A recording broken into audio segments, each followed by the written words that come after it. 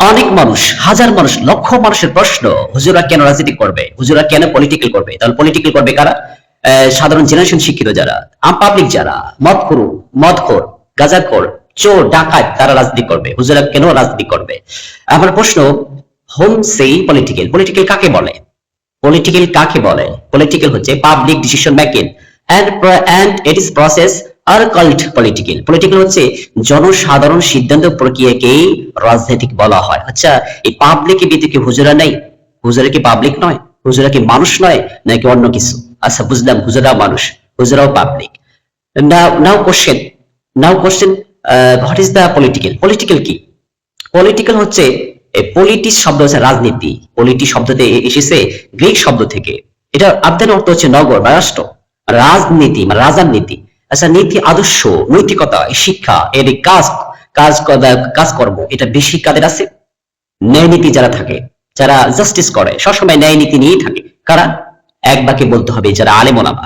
যারা আলেম ওলামা সবসময় ন্যায়ের পথে থাকে, ন্যায় ইনসাফের প্রতীক, তারা সবসময় ন্যায়ের পথেই অবিচল থাকে। আচ্ছা, তারা ন্যায় নীতির ভিতরে আছে। আচ্ছা আচ্ছা, এই রাজনীতি কি কোরআনের ভিতরে আছে? হুজুরা তো সবসময় কোরআন এন্ড হাদিস অনুযায়ী তারা চলে। আর রাজনীতি কি কোরআনের ভিতরে আছে? মানুষের প্রশ্ন আছে না নাই? আছে। আর রাজনীতি কি কোরআনের ভিতরে আছে? এমন প্রশ্ন আছে না নাই? আছে।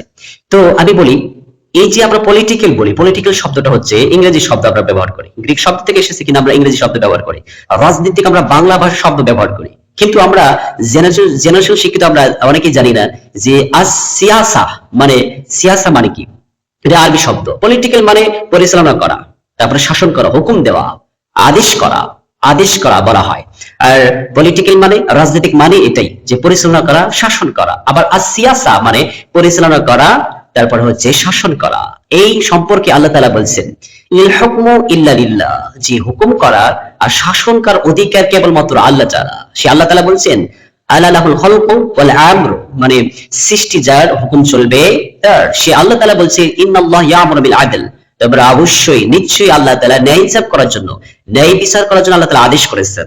আর সে আল্লাহ তাআলা বলছেন, তোমরা যখন ন্যায় বিচার করবে, যখন জাস্টিস করবে, তখন তোমরা পরামর্শ নিয়ে বিচার আচার করবে। এই পরামর্শ সম্পর্কে আল্লাহ তাআলা একটা সূরা অবতীর্ণ করেছেন, সূরা নাযিল করেছেন, সূরাত আশ-শুরা নামে একটা সূরা। সেই সূরাতে আল্লাহ তাআলা বলছেন, ওয়া আমারুম শুরা বাইনাহুম, তোমরা যখন বিচার আচার করবে, তোমরা পরামর্শ নিয়ে তোমরা করবে। পরামর্শ নিয়ে তোমরা কি করবে? ওয়াইদা হাকামতুম বাইনান নাস আন তাহকুমু আদল, তোমরা যখন বিচার করবে তখন ন্যায়সঙ্গত ভাবে তোমরা বিচার আচার করবে। বিচার আচার করবে কিভাবে? পরামর্শ করে বিচার করবে। এই পরামর্শ করে তোমরা বিচার করবে। আচ্ছা, এই যে যারা খুন করে, ডাকাতি করে, মানুষকে খুন করে, ধর্ষণ করে, এদেরকে জজ কোর্টে কখনো কি তাকে ফাঁসি রায় দেওয়া হয়? হাইকোর্টে কি কখনো তাদেরকে ফাঁসি রায় দেওয়া হয়? নাকি সুপ্রিম কোর্টে? অবশ্যই সুপ্রিম কোর্টে। তার মানে হাইকোর্টে, জজ কোর্ট, হাইকোর্ট পরামর্শ করা হয়েছে। এরপরে সর্বোত্তম যে পরামর্শ করা হয় সুপ্রিম কোর্টে, এরপরে তাকে রায় দেওয়া হয়, ফাঁসি রায় দেওয়া হয়, ঠিক কিনা? সো এই যে কোরআনের ভিতরে আল্লাহ তাআলা পরামর্শ কথা বলা হয়েছেন, আল্লাহ তাআলা ন্যায় ইনসাফের কথা বলেছেন। তারপর হচ্ছে তোমরা যখন বিচার করবে তখন অবশ্যই তোমরা কি করবে?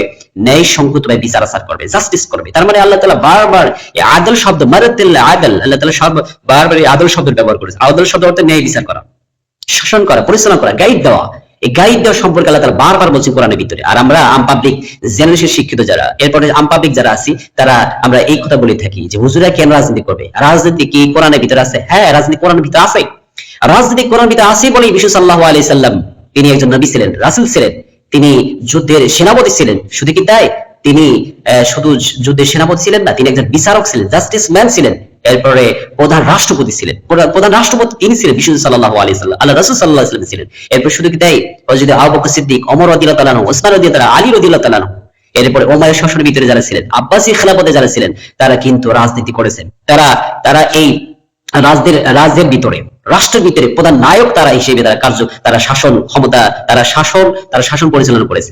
রাজনীতি যদি না থাকতো, রাসূল সাল্লাল্লাহু আলাইহি ওয়াসাল্লাম রাজনীতি করতেন না, সাহাবায়ে রাজনীতি করতেন না, তাবিঈন তারা রাজনীতি করতেন না। তার মানে এই প্রশ্ন থেকে আমরা এই আলোচনা থেকে বুঝতে পেলাম যে রাজনীতি কোরআনের ভিতরে